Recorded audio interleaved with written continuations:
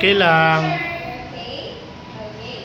So now, before we start our discussion and our activity, can you please stand up for our exercise and warm-up?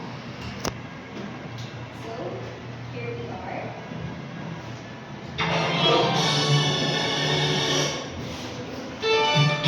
Okay.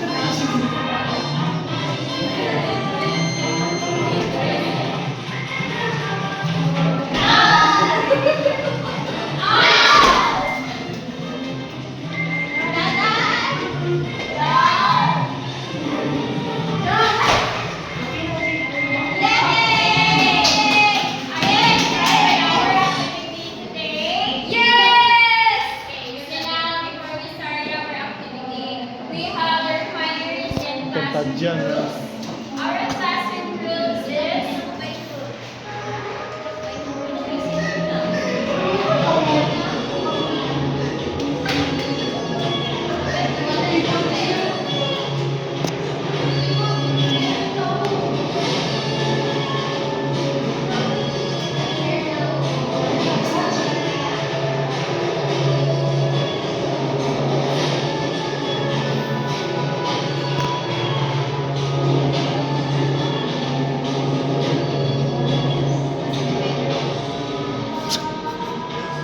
okay.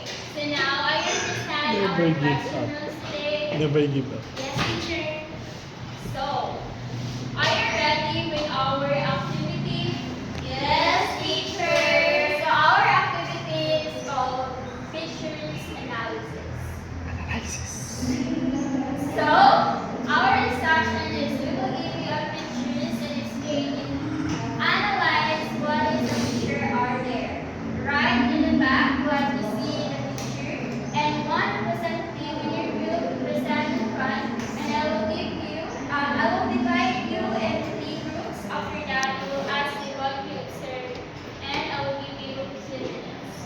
So we have here a picture analysis that I give you.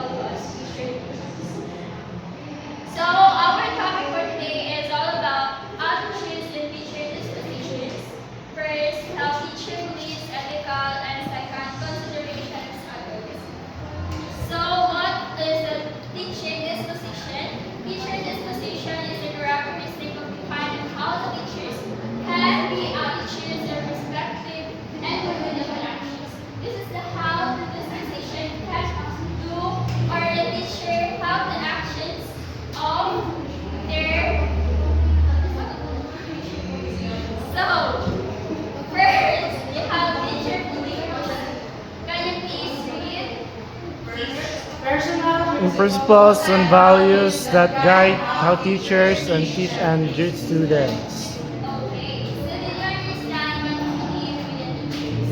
You have in the actions, especially if the students can be and read how we are being teach the students, especially if they are being clearly treat the students they are the way that they are teach and ethical consideration. Can you please read? Doing what is right, fair, So, ethical consideration, this is how the rights and fear and respect for teaching. Especially if, for example, like me, if I'm teaching here now, I respect the way that you are sitting there, and of course, I'm the teacher that you are going to respect me and how I teach you here. Okay. Advocacy, supporting and speaking for the needs of right of students. This is how the students can be told nila mag-answer ng questions or they are being the emotions that they are feeling right? And especially the students can be speak on how they are doing or they are want to speak or does the teacher na gusto niya ipa-update students for so now let's proceed for the teacher MJ. Okay, class, how are you today? I hope you all energized during our warm-up. So let us now proceed, or shall we now proceed to the 11 essential for effective teaching? May I see your thumbs up? Okay, very good. So these are the 11 characteristics of being an effective teaching. So basically, it is a roadmap in order for the teacher to give to give a good environment to us, because we are not giving our students to learn, but also we are giving them our learners to grow. So the first is mastery of the subject matter. So of course, as a teacher, you should know or you should master your lesson. So the teacher understand the lesson very well. So for example, the teacher can answer a student question in math and give their explanation step by step solution. So are we clear for the mastering of the subject matter? Shall we proceed to the second? Okay. Let us now proceed to the second, which is the clear communication skills. So in clear communication skills, of course, the teacher must possess an effective communication or interactive or social communication sa learners, no? So, for example, or from the explanation itself, the teacher explained ideas in a simple and clear way. For example, the teacher uses an example from daily life so that the student can easily understand and comprehend the lesson. Like for example, you're giving a complex or complex statements. So in order for the students or the learners to understand, of course, we should explain it in a simple way, right? Did we get class? Okay, very good. Let's now proceed to the third one. So of course, the third one is good classroom management. As we start earlier, we start with what? We start with classroom rules. So in our classroom, we have our classroom because it's in order for us to maintain a good environment, a harmony for all during our discussion, so that the students should follow that guidelines para yung discussion natin is smooth na siya. So, the teacher keeps the classroom organized and peaceful. So, example, the teacher set rules like raising hands before speaking and follow some sentences. So, did we get what is good classroom management? Okay, very good. Let us now proceed to the fourth, which is the high expectation for students. Of course, we should expect that our students have the ability to learn, have the ability to grow, you know? Like the explanation is what the teacher believes all students can succeed despite even though our inside of our class we are multi-intelligent, so we are different, we have diverse, we are dealing with diverse students. Some of our students are slow learners and some of our students are fast learners. So now, example, the teacher encourage, excuse me class. Example, the teacher encouraged a slow learner by saying, I know you can do it. I know you can just keep trying. So that is an example of high expectation for students. So you should treat everyone with fair, you know, because everyone, even despite the abilities of the students, the knowledge, they can learn, but in a long process. So I think that's all. Let's now proceed to the fifth, which is discussed by the co-teacher.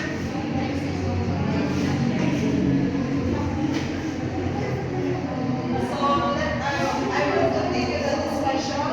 So let's proceed to the fifth one is the passion for teaching. So of course, as a future educators and also teachers are is like teachers will show their love and excitement in teaching. So as a future teacher, you must be dedicated to your teaching. Dapat as ikaw na teacher, dapat dedicated ka sa exam ginabuhat as magtuturo. So as sa ibang students, makita sa nila nga ganado o makita nila like matuto ka, then you will wear like smile as always, maghabang advantage, and also hindi mo dyan ang event. So example of it, the teacher sees the creative activities and smiles while teaching. So dapat smile dyan pa magtuturo. So that's the sixth one is the respect for students. So the teacher treats students fairly and kindly. So dapat as a teacher, all of your students you must treat it fairly. So dapat sa when it comes if nais sa magkaliso, you will help them, you will help your students na pantay siya sa lain niyang classmate para makapas sila. So for example, the teacher listens to the students' opinion without knocking or judging them. So the next one is seven. The seven is strong planning and preparation. Of course, dili ba ka basta-basta magtuturo without a plan. So dito kami as a future educators and also the educators na they have the lesson plan. So dito, ibutang nila tanang details nila kung yung sa itagan sa ilang instruction. Yeah. So, example of it is the teacher brings visual aids, worksheet, and clear lesson plan. So, the eighth one is the ability to motivate students. The teachers inspire students to do their best.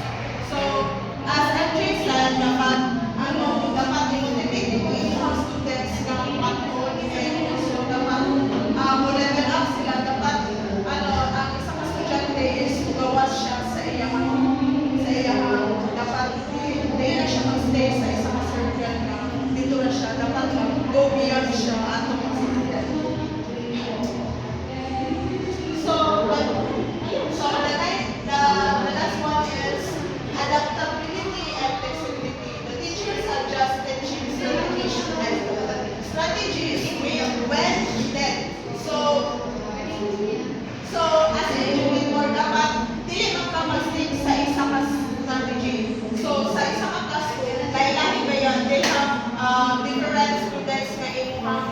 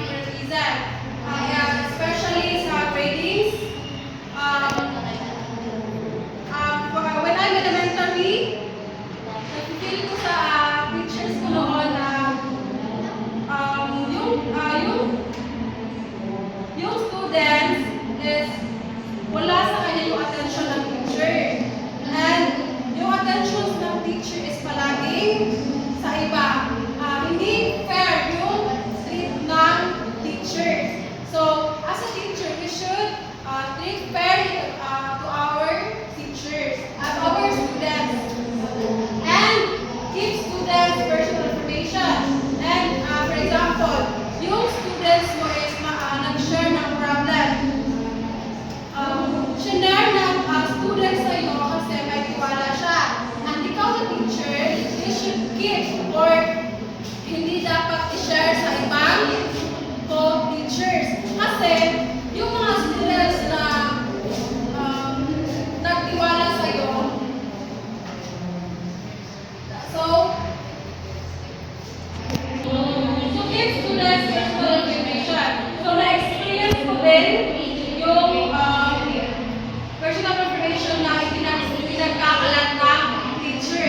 In case pinagkakatiwalaan ko ang isang teacher, yung teacher pa mismo yung nagsabi sa kanyang teacher. So, napag-alaman ng students or napag-alaman ko na sinabi niya sa mga co-teachers niya yung problema na sinasabi mo sa kanya. So, as a teacher, we should with professionalism and ethical behavior. And, did you understand, class? Yes. Okay. Number 11, commitment to continuous learning. The teacher keeps improving skills and knowledge. Example, the teacher attends seminars, reads books, or joins training to learn new teaching strategies. So, the teacher should improving their skills. So, dapat yung teacher yung mas may alam kesa sa students. And, for the summary, okay, teacher beliefs influence how teachers see active learners. Yun nga, dapat maging fair or maging responsibility as a teacher. And ethical is ensure fairness, honesty, and respect in school. Advocacy means protecting students' rights and supporting their needs. Positive attitudes create a safe and supportive learning environment. And remember, a good teacher is not only knowledgeable, but also kind, fair, and responsible. Okay, did you understand, class? Yes, ma'am. Very good now. So now we have here an activity. Our activity is if I'm the teacher. So we have the three groups role play. First, have the same group, 1, 2, and 3. So the group 1 we will create a short role play showing the positive teacher tips and second. And group 2 create a short role play showing ethical behavior in school. And last is create a short role play showing teacher advocacy for group 3. Okay, now let's go. Okay, very good. Okay, very good. So now let's proceed to group 1. Okay, very good. Group 1. Okay, let's proceed to group 2. Okay, very good. And let's proceed to okay, very good. Okay, now we understand with our discussion for today. Now we have this question. So, let's get a washi paper. Washi paper, you're done or not? If you're done, everyone, submit now. Okay, so let's now proceed to. So this is for our assignment, class. So, our assignment, you want to take pictures or like your notes or paper. Let's say Done or not done? Pass your paper. You will